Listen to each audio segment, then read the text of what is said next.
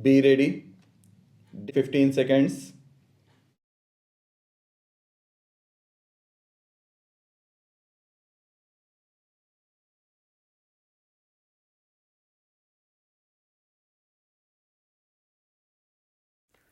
Honorable Speaker, Sir, Bihar has frequently suffered from floods, many of them originating outside the country.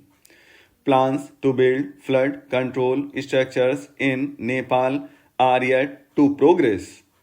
Our government, through the Accelerated Irrigation Benefit Program and other sources, will provide financial support for projects with estimated cost of rupees 11,000 crore, such as the Kosi Mechi intra-state link and 20 other ongoing and new schemes including barrages, river pollution abatement and irrigation projects.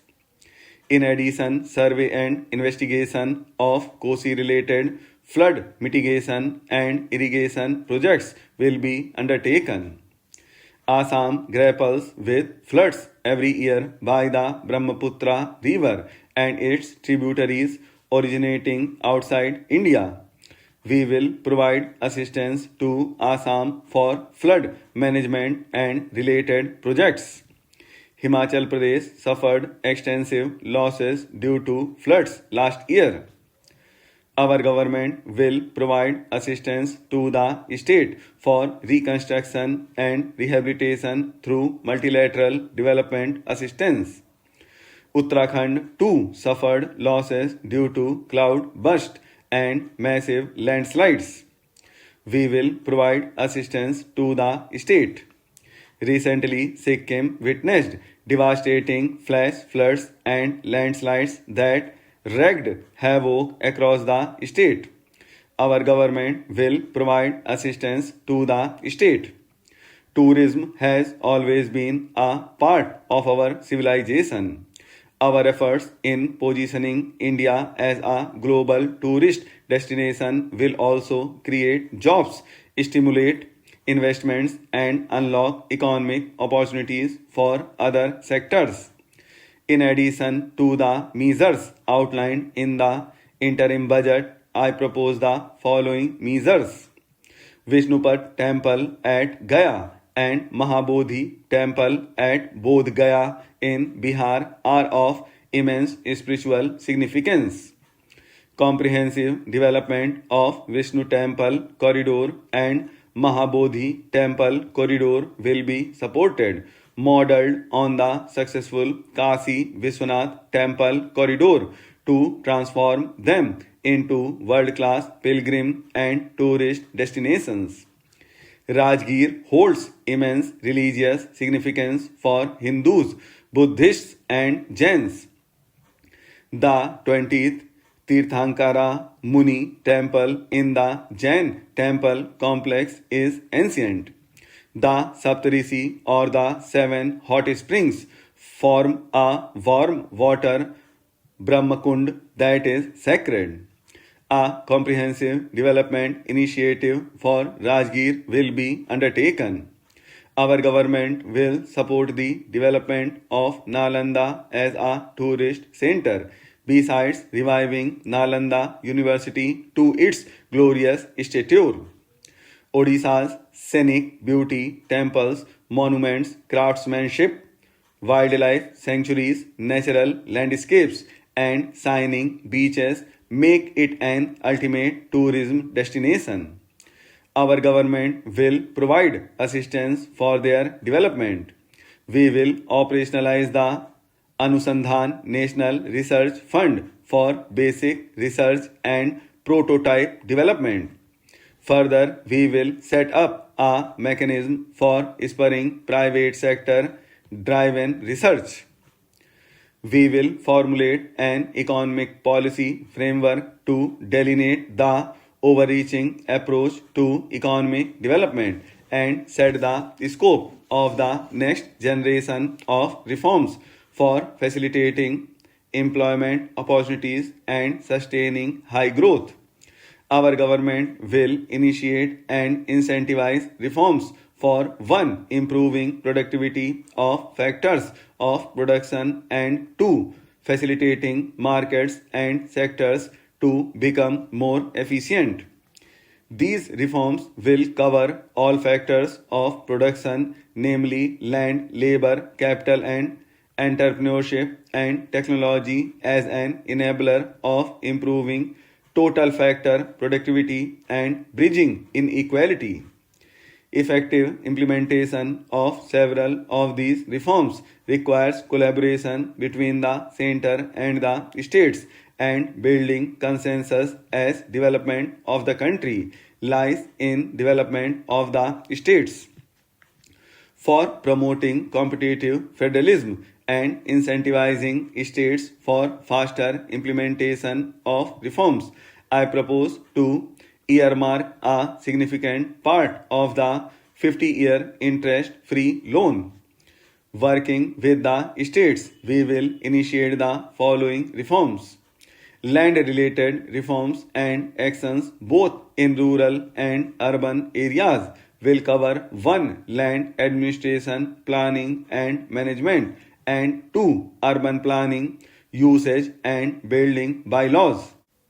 These will be incentivized for completion within the next 3 years through appropriate fiscal support. Rural land related actions will include 1. Assessment of unique land parcel identification number or Bhu Aadhaar for all lands. 2. Digitization of land maps. 3. Survey of map subdivisions as per current ownership. 4. Establishment of land registry. And 5. Linking to the farmers registry.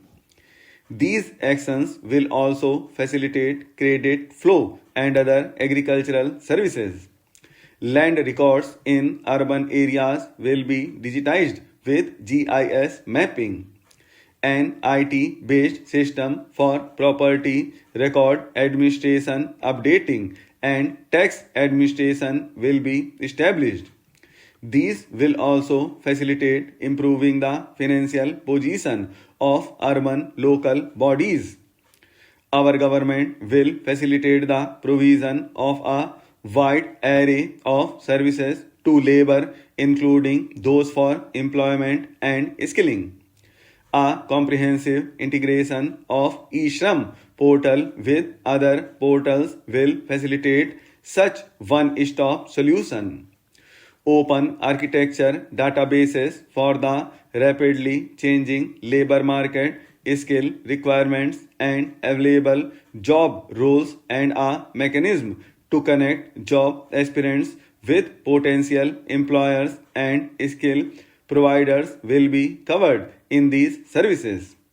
For meeting financing needs of the economy, our government will bring out a financial sector vision and strategy document to prepare the sector in terms of size, capacity, and skills. This will set the agenda for the next 5 years and guide the work of the government, regulators, financial institutions, and market participants. We will develop a taxonomy for climate finance for enhancing the availability of capital for climate adaptation and mitigation. This will support achievement of the country's climate commitments and green transition. At the same time, this is also opposed by some people who say that it will not reduce the election expenditure and will be an additional burden on the government exchequer. In Europe, in some countries like Germany, France, and also in Japan, this state funding system has been successfully implemented, but in my opinion, instead of giving it in cash, it can be paid in kind. For example, in the form of voters' slips, election propaganda material, posters, or public address system for election meetings. This again should be made available only to the recognized political parties. Sir, in our country, there are many social, cultural, economic, and geographical differences. The present system is not representing the people's wishes directly either in parliament or in the state assembly.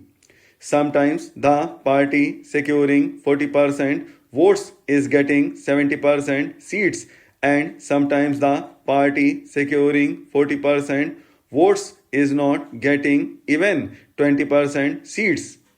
We are witnessing this in many parliamentary elections and assembly elections.